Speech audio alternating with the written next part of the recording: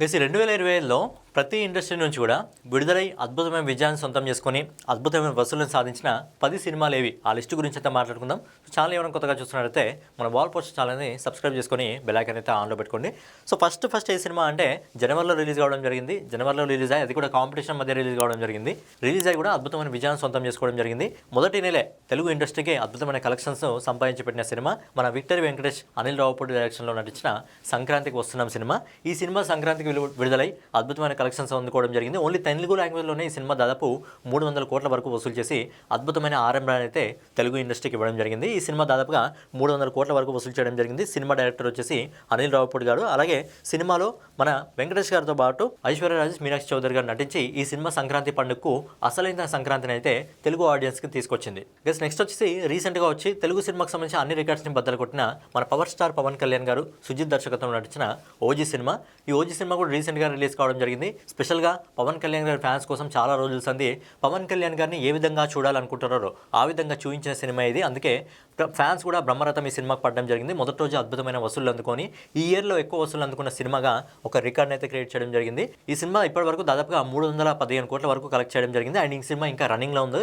ఈ సినిమాలో పవన్ కళ్యాణ్ గారితో పాటు ఇమ్రాన్ హష్మి, ప్రకాష్ రాజ్, శ్రీయారెడ్డి, అర్జున్ దాస్, ప్రియాంక మోహన్ ప్రధాన పాత్రలు నటించడం జరిగింది. మరి ఈ సినిమా కూడా ప్రేక్షకులను ఆకట్టుకొని తెలుగు ఇండస్ట్రీ నుంచి 300 కోట్లకు వసూలు చేసిన సినిమాగా కూడా ఈ సినిమా పేరును సంపాదించుకోవడం జరిగింది.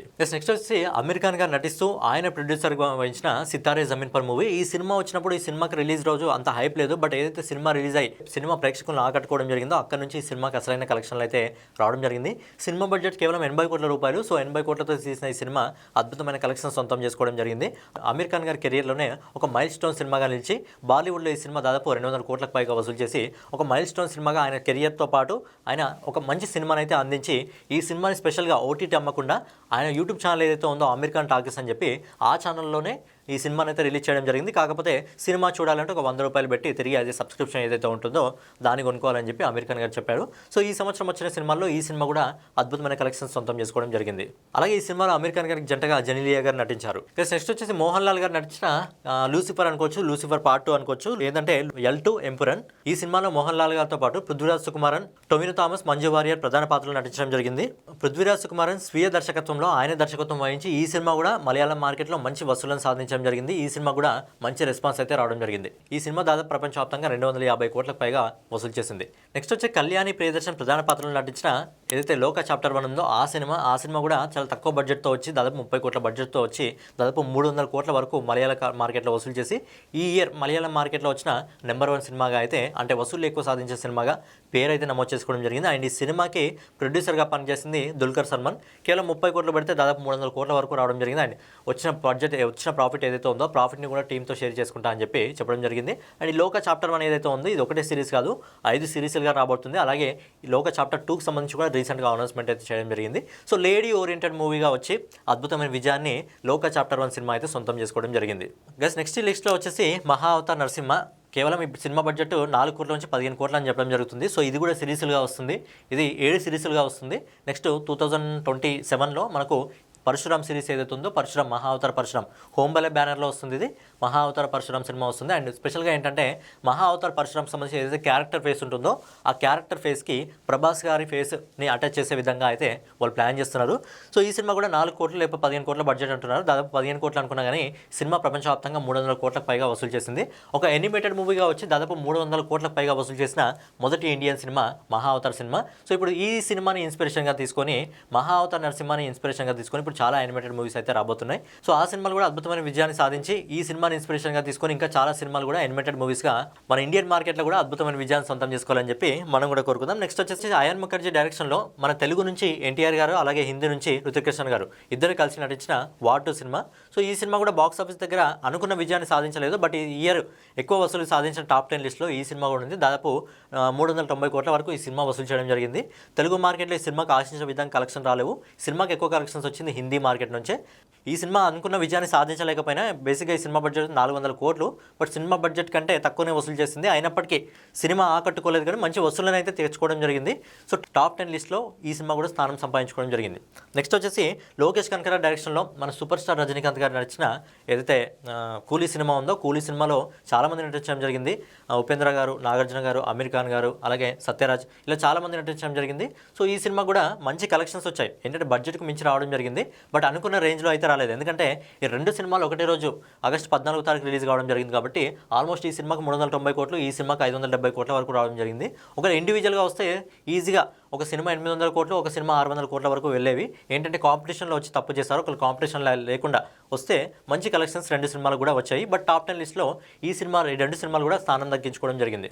అలాగే ఈ టాప్ 10 లిస్ట్లో ఫైనల్గా 2 సినిమాలు ఉన్నాయి. సో సెకండ్ ప్లేస్లో వచ్చేసి బాలీవుడ్ మార్కెట్ నుంచి వచ్చిన సయ్యారా మూవీ. బేసిక్గా ఏంటంటే వీళ్ళిద్దరు కూడా డెబ్యూ ఆర్టిస్ట్. ఇది ఫస్ట్ సినిమా వీళ్ళిద్దరికి, అనిత్ పడ్డా ఇంకా అహాన్ పాండే. వీళ్ళిద్దరికి మొదటి సినిమా అయినప్పటికీ దాదాపుగా ఈ సినిమా 580 కోట్ల వరకు కవర్ చేయడం జరిగింది. ఎందుకంటే ఒక లవ్ ఇంకా రొమాంటిక్ యాంగిల్ సినిమా కాబట్టి కేవలం 60 కోట్ల బడ్జెట్తో రిలీజ్ అయిన ఈ సినిమా అద్భుతమైన విజయాన్ని సొంతం చేసుకొని ఈ సంవత్సరం 3 సినిమాలు 500 కోట్లు అడుగుపెట్టడం జరిగింది. ఒకటి కూలీ సినిమా, రెండోది ఈ సినిమా కూడా లవ్ ట్రాక్ యాంగిల్లో వచ్చి ఆడియన్స్ని మంచిగా ఆకట్టుకోవడం జరిగింది. సో ఈ సినిమా రిలీజ్ అయినప్పుడు కాంపిటీషన్గా చాలా సినిమాలు రిలీజ్ కావడం జరిగింది, కానీ ఈ సినిమా బాక్స్ ఆఫీస్ మాత్రం ఆపలేకపోయి. సో ఈ ఇయర్ ఎక్కువ కలెక్షన్ సాధించిన సినిమాలో ఈ సినిమా టాప్ 2లో ఉంది. దాదాపు 580 కోట్ల వరకు ఈ సినిమా వసూలు చేసింది. ఇక ఫైనల్గా వచ్చేసి మన విక్కీ కౌశల్ నటించిన చావా సినిమా. ఈ సినిమా బేసిక్గా ఏదైతే పుష్ప 2 సినిమా ఉందో, పుష్ప 2 2024 డిసెంబర్లో రిలీజ్ అయింది.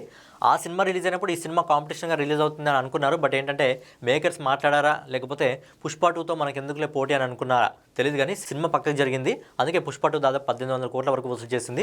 మరి ఈ సినిమా ఏం తక్కువ అంటే ఈ సినిమా కూడా ఫిబ్రవరిలో రిలీజ్ అయ్యి, అది కూడా ఫిబ్రవరి 14వ తారీఖు అనుకుంటా, ఫిబ్రవరి 14వ తారీఖు రిలీజ్ అయ్యి ఈ సినిమా కూడా బాలీవుడ్ మార్కెట్ నుంచి వచ్చి దాదాపు 808 కోట్ల రూపాయలని వసూలు చేసింది. సో ఈ టాప్ 10 లిస్ట్లో ఈ సినిమా నెంబర్ 1 ప్లేస్లో ఉంది. ప్రజెంట్ ఈ లిస్ట్ని మొత్తం కవర్ చేయడానికి ఒక సినిమా మాత్రం ప్రజెంట్ ఇంకా థియేటర్లో నడుస్తుంది, అదే Kantara chapter 1. So Kantara chapter 1కి ఇప్పటి వరకు దాదాపుగా 470 కోట్ల వరకు కలెక్షన్ సాధించడం జరిగింది. నాకు తెలిసి రేపటి కలెక్షన్స్తో ఆ సినిమా 500 కోట్లలోకి అడుగు పడుతుంది. మరి ఆ సినిమా లాంగ్ రన్లో 1000 కోట్లు అందుకుంటుందా లేదా? అయితే చావాకి సంబంధించి 808 కోట్లు, సో నెంబర్ 1 ప్లేస్లో ఉంది. మళ్ళీ కాంతారా చాప్టర్ 1 మన సౌత్ నుంచి వచ్చింది, మరి ఆ రికార్డ్ని బద్దలు కొట్టి నెంబర్ 1 ప్లేస్కి వెళ్తుందా? 1000 కోట్ల వరకు వెళ్తుందా? లేకపోతే ఈ చావా రికార్డ్ని బద్దలు కొట్టి ఒక 850 కోట్ల వరకు వెళ్తుందా? లేకపోతే 800 కోట్ల కిందే ఆగిపోతుందా? మరి కాంతారా చాప్టర్ 1 స్థానం ఏది?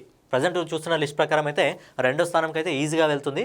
మరి మొదటి స్థానానికి వెళ్ళాలంటే ఏదైతే చావా సినిమా ఉందో, చావా సినిమా సంపాదించిన 808 కోట్లను క్రాస్ చేసి ముందుకెళ్ళాలి. మరి ముందుకెళ్ళి 1000 కోట్ల వరకు వెళ్తుందా? లేకపోతే చావా రికార్డ్ని అసలు బద్దలు కొట్టగలదా లేదా అనేది లాంగ్ రన్లో చూడాలి. సో ఫైనల్గా ఇదనమాట, ఈ 2025లో రిలీజ్ అయ్యి అద్భుతమైన విజయాలు సొంతం చేసుకొని వసూళ్ల పరంగా మంచి కలెక్షన్స్ అందుకున్న టాప్ 10 మూవీస్ ఇవే. అయితే 2022లో, 2023లో, 2024లో ప్రతి సంవత్సరం కూడా రెండు సినిమాలు మనకు 1000 కోట్లు అందుకోవడం జరిగింది. బట్ ఈ ఇయర్ ఒక్క సినిమా కూడా 1000 కోట్లు అందుకోలేదు. కానీ మరి కాంతారా చాప్టర్ 1 1000 కోట్ల వరకు వెళ్తుందా లేదా? మరి 2025లో ఒక్క సినిమా 1000 కోట్లు అందుకుంటుందా లేదా? లేకపోతే ఈ ఇయర్ మొత్తము 800 కోట్లతోనే నిండిపోతుందా అనేది చూడాలి. సో ఫైనల్గా ఇదన్నమాట వీడియో మీకు నచ్చినట్లయితే ఖచ్చితంగా లైక్ చేసి, కామెంట్ చేసి, సబ్స్క్రైబ్ చేసుకొని బెల్ ఐకాన్ అయితే ఆన్లో పెట్టుకోండి.